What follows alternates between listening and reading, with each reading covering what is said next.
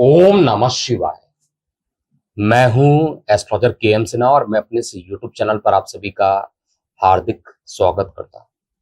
देखिए, आज हम लोग बात करने वाले हैं वर्षफल अर्थात 2025 वृश्चिक लग्न या वृश्चिक राशि वाले जातकों के लिए कैसा बीतने वाला है। और जब भी हम लोग वर्षफल की बात करते हैं तो उसमें सबसे पहले हम लोग बड़े ग्रहों का जो ट्रांजिट होता है आपके लग्न या राशि के सापेक्ष उसको हम लोग अध्ययन करते हैं। वैदिक ज्योतिष का एक ही रूल है कि वर्षफल का मतलब होता है जिस समय आपका जन्म होता है उसी के आसपास सूर्य का जो अंश होता है, अगर आपके वर्षफल में भी उस समय सूर्य का अंश बराबर हो जाए तो हम लोग कहते हैं कि उस date of birth, time of birth, place of birth पर आपका एक नया चार्ट डेवलप होता है जिसको हम लोग वर्षफल के नाम से जाना जाता है। ये तो अंग्रेजी नववर्ष है, इसमें केवल कैलेंडर के डेट चेंज हो रहे हैं।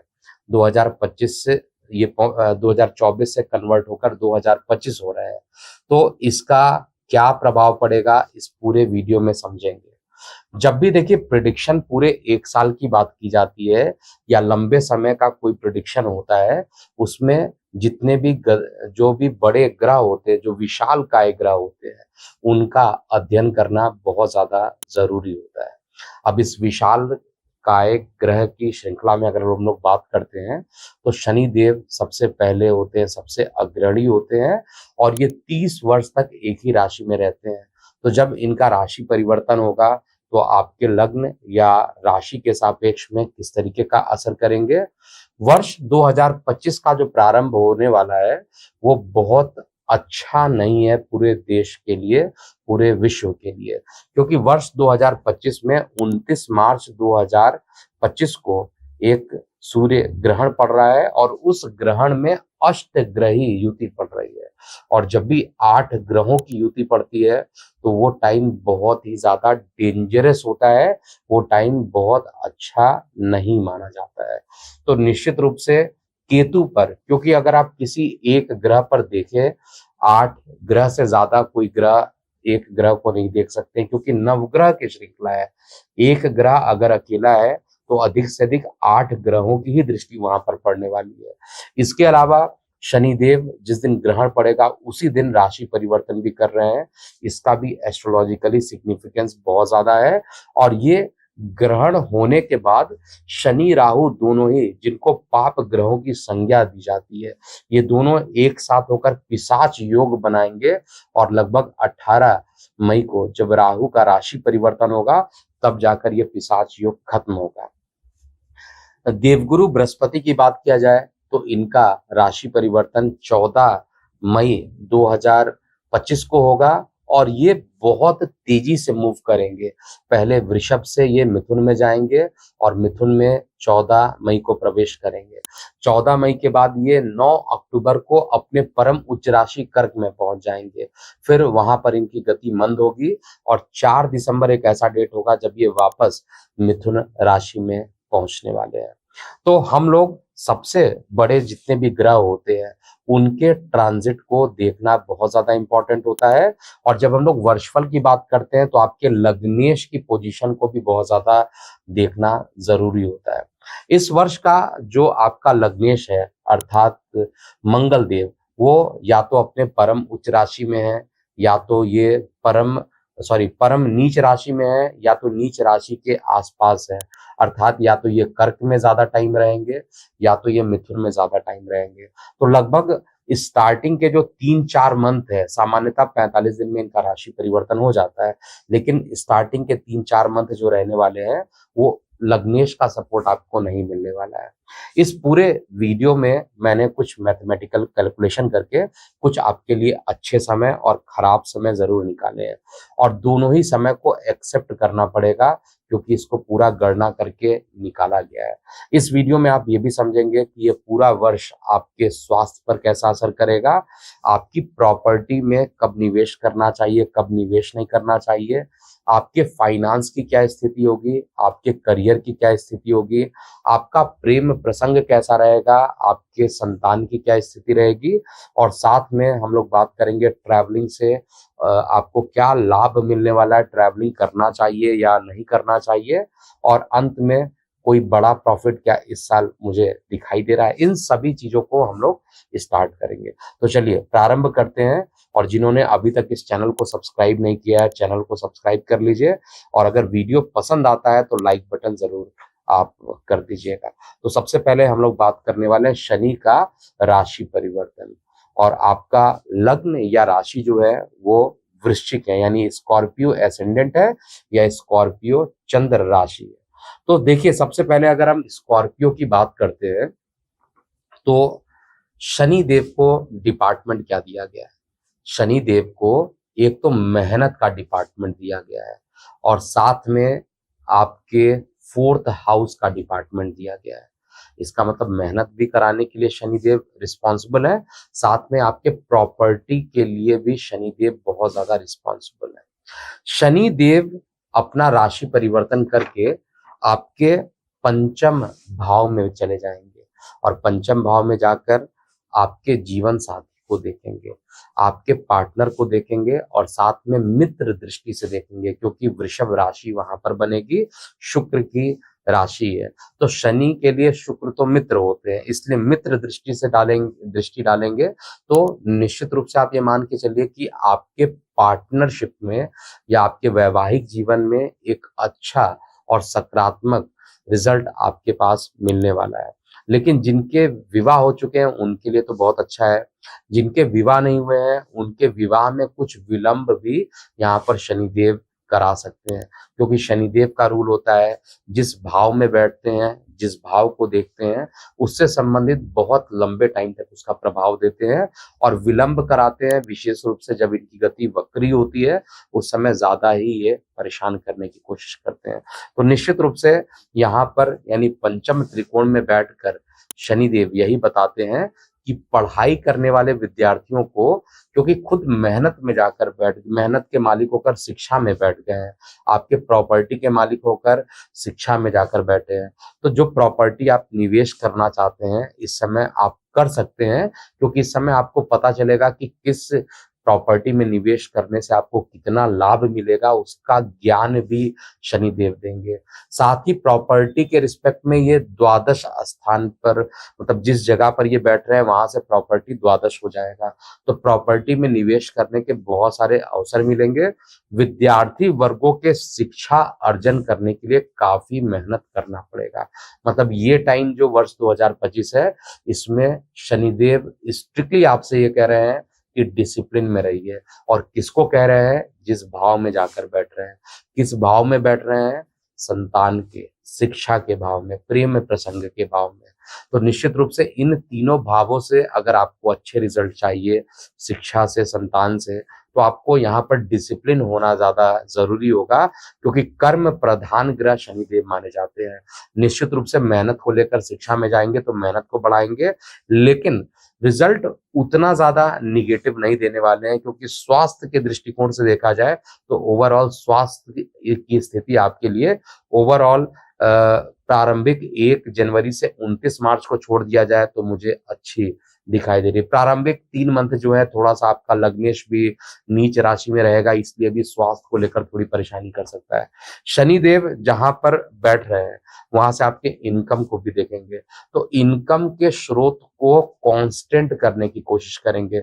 विलंब करेंगे, आपके बड़े भाई बहनों का भी सहयोग देंगे, विलंब करने वाले हैं धन के अर्जन करने के लिए, लेकिन बहुत ही अच्छा रिजल्ट देंगे। इसके पीछे 2 रीजन है, एक तो इनकम को देख रहे हैं और धन को भी देख रहे हैं, एक साथ दोनों पोर्शन को देखेंगे, इनकम को भी और धन को। जब भी कोई ग्रह इनकम को भी देख रहा है और धन को भी देख रहा है तो निश्चित रूप से आपका इनकम भी बढ़ेगा और धन जो होगा वो भी बढ़ेगा। तो दोनों तरीके से सकारात्मक परिणाम आपको देखने में निश्चित रूप से मिलने वाले हैं। तो यहाँ पर शनिदेव आपको इनकम बढ़ाएंगे, फाइनेंस के लिए भी हेल्प करेंगे। तो शनिदेव का कोई भी प्रभाव मुझे एटलीस्ट निगेटिव नहीं दिख रहा है। वृषभ वृश्चिक लग्न या वृश्चिक राशि वाले जातकों के लिए, दोनों लग्न या राशि वाले जातकों के रिस्पेक्ट में शनि का परिवर्तन अच्छा है। इनफैक्ट मैं कहूंगा कि शनि देव केवल डिसिप्लिन मांगते हैं। अगर आपने डिसिप्लिन होकर कोई भी काम किया तो आपको हर तरीके का लक्ष्य यहाँ पर देंगे। हालांकि आपके लग्नेश के परम शत्रु माने जाते हैं, एक प्रकार से ये नैसर्गिक रूप से शत्रु ग्रह होते हैं, लेकिन इनकी पोजीशन ठीक जगह पर जा रही है, और जब पोजीशन ठीक है तो रिजल्ट भी आपके लिए अनुकूल होने वाला है। दूसरा चेंज हम लोग तुरंत बात करेंगे राहु और केतु का। इससे पहले हालांकि 14 दिसंबर को बृहस्पति देव का राशि परिवर्तन होगा, लेकिन उससे पहले हम लोग राहु और शनि का एक पिशाच योग बनेगा, और ये जो पिशाच योग बनने वाला है पंचम भाव में बनेगा।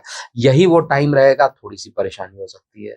ये टाइम आपके संतान के लिए परेशानी वाला हो सकता है।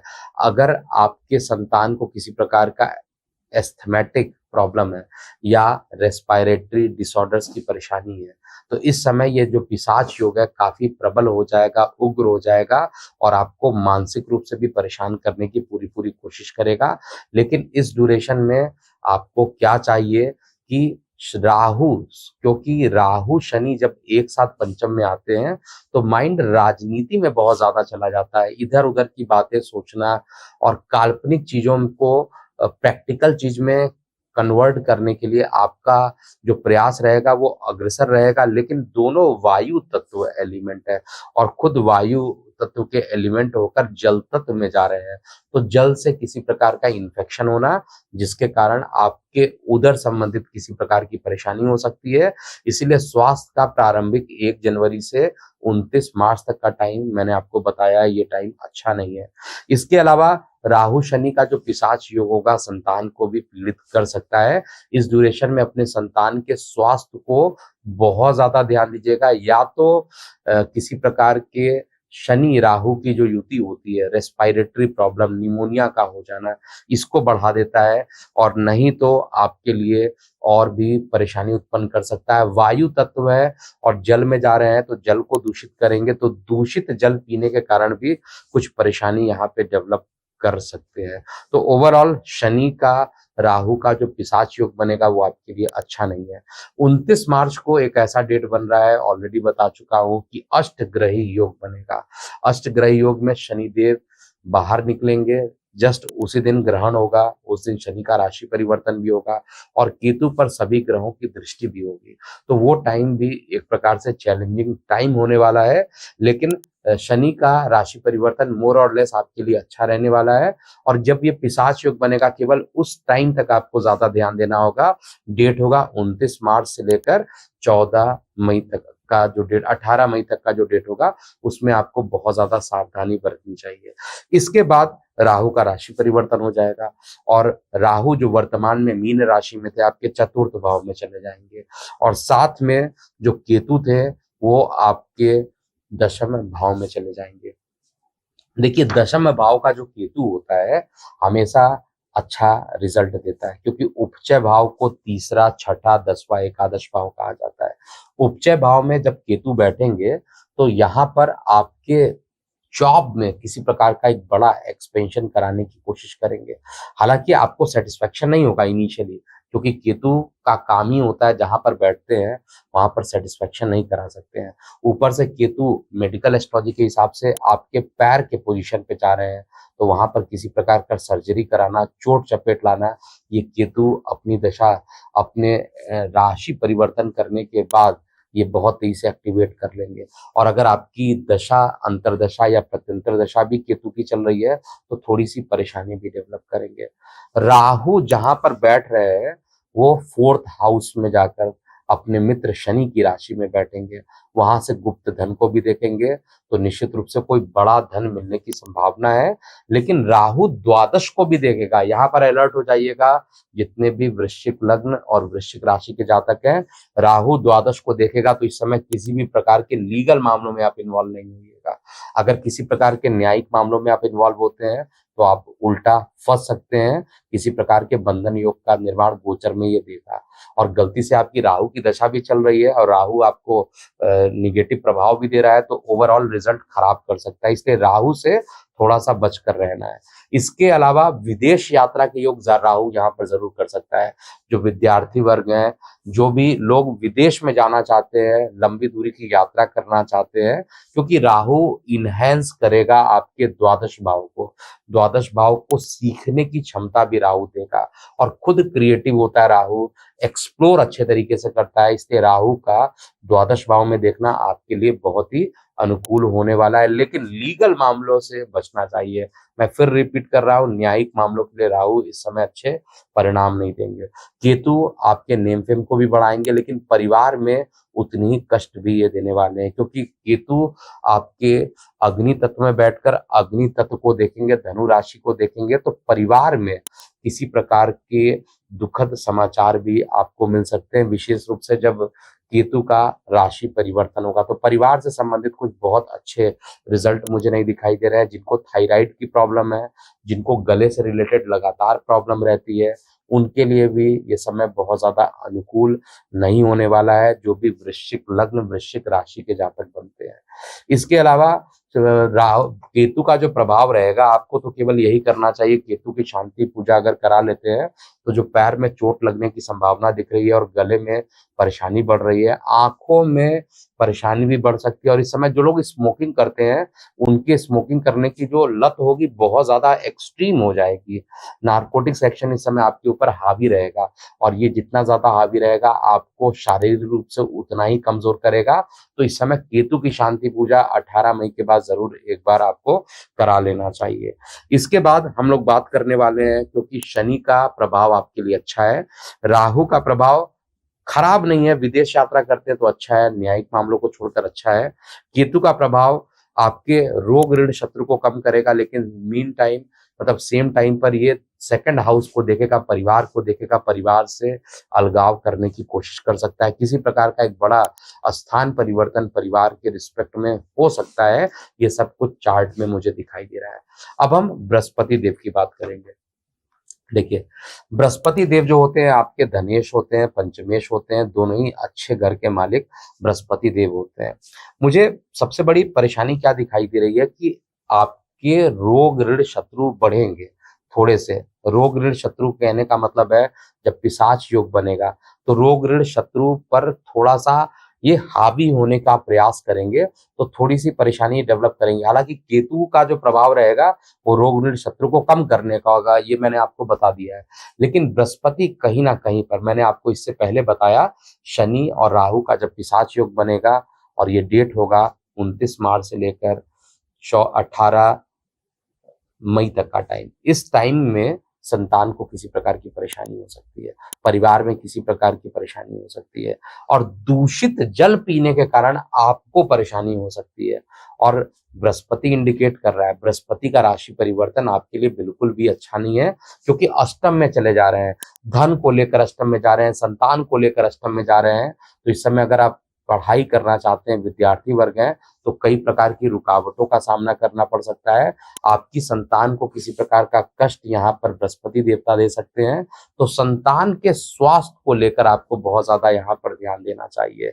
और अष्टम भाव में जब देवगुरु बृहस्पति प्रवेश करते हैं, तो निश्चित रूप से उदर संबंधित जो परेशानी होती है, वो लीवर में ज्यादा परेशानी होती है, यानी पूरा पेट जो होता है वो स्वेलिंग करना प्रारंभ कर जाता है, और लीवर इन्फेक्शन होना, टाइफाइड की समस्या उत्पन्न होना, दूषित जल पीने के कारण, ये सारे प्रभाव जो है बृहस्पति के राशि परिवर्तन के प्रभाव में ज्यादा होगा। इसलिए बेहद सतर्क रहिएगा। जो मैं डेट बता रहा हूँ, वो बृहस्पति का जो राशि परिवर्तन है वो 14 मई से लेकर 9 अक्टूबर तक लगभग वहीं रहने वाले हैं। उसके बाद कुछ दिनों के लिए ये आपके धर्म त्रिकोण में चले जाएंगे, नवम भाव में जाएंगे, परम उच्च के हो जाएंगे, तो आपकी सारी समस्याओं को खत्म कर देंगे। लेकिन केवल 9 अक्टूबर तक, 4 दिसंबर तक ये परम उच्च में रहेंगे। 9 अक्टूबर से 4 दिसंबर तक का टाइम ये परम उच्च में रहेंगे, और उसके बाद ये फिर अष्टम में चले जाएंगे। तो बृहस्पति का जो प्रभाव रहेगा इस समय सर्वाधिक रहने वाला है। उपाय क्या करना चाहिए? अगर आपकी बृहस्पति की दशा चल रही है, अंतरदशा या प्रत्यंतर दशा चल रही है, तो गोचर में बृहस्पति निश्चित रूप से अच्छा नहीं देंगे। तो इस समय जो आपको विष्णु सहस्त्र नाम का जो पाठ है जरूर करना चाहिए। विष्णु भगवान की आराधना कीजिए और कोशिश कीजिए बृहस्पतिवार का अगर आप फास्टिंग उठा लेते हैं इस पूरे साल, तो आने वाली जो समस्याएं हैं एटलीस्ट वो समस्याएं कम होंगी। देखिए, धन का मिलना अलग चीज है, धन मिलेगा, लेकिन आपका जो हेल्थ है उसमें अगर कोई ज्यादा परेशानी डेवलप हो जाए तो वो अच्छा नहीं। और चार्ट में एटलीस्ट गोचर में तो इंडिकेट ये कर रहा है। आपकी दशा अंतरदशा अलग हो सकती है, लेकिन जिनकी बृहस्पति की दशा अंतरदशा है और वृश्चिक लग्न वृश्चिक राशि वाले जातकों की चल रही है, ऐसे लोगों को बहुत ज्यादा सचेत हो जाना चाहिए। अब हम बात करने वाले हैं ये बड़े ग्रहों के बाद आपके health, career, luck, finance, child, married life, travelling, profit और प्रॉपर्टी से रिलेटेड कौन से अच्छे समय निकल के आ रहे हैं जो मैंने गणना की हुई है उसके हिसाब से। और ये गणना जो है ग्रहों के गोचर को आधार में रखकर किया गया है। और इसमें डिस्क्लेमर दे देता हूं कि आपकी दशा अंतरदशा के हिसाब से ये जो वैल्यू है या तो थोड़ी सी बढ़ेगी या तो थोड़ी सी कम हो सकती है, लेकिन सामान्य रूप से जो डेट आ रहा है उसको आपको नोट करना चाहिए। हेल्थ के लिए केवल अगर देखा जाए तो 3 अप्रैल से लेकर 24 अक्टूबर तक का जो टाइम आ रहा है वो हेल्थ आपका थोड़ा सा प्रभावित हो सकता है। कई कंडीशन में अच्छे परिणाम भी मिलेंगे, लेकिन ओवरऑल ज्यादा मिश्रित परिणाम मुझे यहाँ पर दिखाई दे रहा है।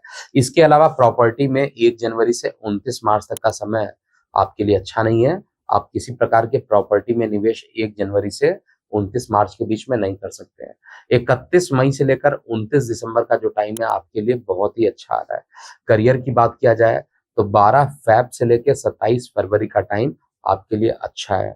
26 नवंबर से लेकर 7 दिसंबर तक का जो टाइम है वो आपके करियर के लिए उतना ही खराब है। इसलिए करियर में किसी भी प्रकार का अगर आपको पोजीशन बनाना है तो वर्ष के प्रारंभ में फरवरी का महीना है, इसमें आप डिसीजन ले सकते हैं, क्योंकि उसके बाद अच्छा समय 26 नवंबर 7 से लेकर 7 दिसंबर के बीच में आने वाला है। लक आपका 3 अप्रैल से लेकर 24 अक्टूबर तक का समय लक आपको फेवर करने वाला है। फाइनेंस की बात किया जाए तो 1 जनवरी से 7 मई तक का जो टाइम रहेगा वो आपके फाइनेंस के लिए अच्छा नहीं है, क्योंकि ऑलरेडी मैं बता चुका हूं कि केतु आपके धन पर देखेगा तो संचित धन में परेशानी करेगा, परिवार से अलगाव करने की कोशिश करेगा। इसलिए फाइनेंस जो है 1 जनवरी से 7 मई तक का टाइम आपके लिए अच्छा नहीं है। और ये जो मैं डेट निकाल रहा हूं उसमें सारे ग्रहों का गोचर इन्वॉल्व है, इसलिए ऐसा मत समझिएगा कि केतु तो 14 या 18 मई को राशि परिवर्तन करेंगे और खराब समय जो है पहले आ जा रहा है। ये सबका रिजल्टेंट मैंने निकाला है। इसलिए जो फाइनेंस के लिए 1 जनवरी से 7 मई तक का टाइम आपके लिए अच्छा नहीं है। उसके बाद 18 अक्टूबर से 26 नवंबर लगभग थोड़ा 1 महीने से थोड़ा का ज्यादा समय जो है वो आपके लिए 18 अक्टूबर से 26 नवंबर तक का समय आपके फाइनेंस के लिए अच्छा रहेगा। चाइल्ड की अगर बात किया जाए और पढ़ाई की बात करते हैं, प्रेम प्रसंग की बात करते हैं, तो 1 जनवरी से 7 मई थोड़ा सा चैलेंजिंग हो सकता है। 18 अक्टूबर से 26 नवंबर का टाइम आपके लिए पुनः अच्छा रहेगा। और इस बार मैंने बताया भी है कि जो विद्यार्थी वर्ग हैं, जो शिक्षा अर्जन कर रहे हैं, उनको इस समय डिसिप्लिन के साथ ज्यादा काम करना पड़ेगा, क्योंकि जो मेहनत के मालिक हैं वो शिक्षा में चले गए हैं, तो मेहनत आपको करना पड़ेगा, तभी शिक्षा का रिवार्ड आपको मिलेगा।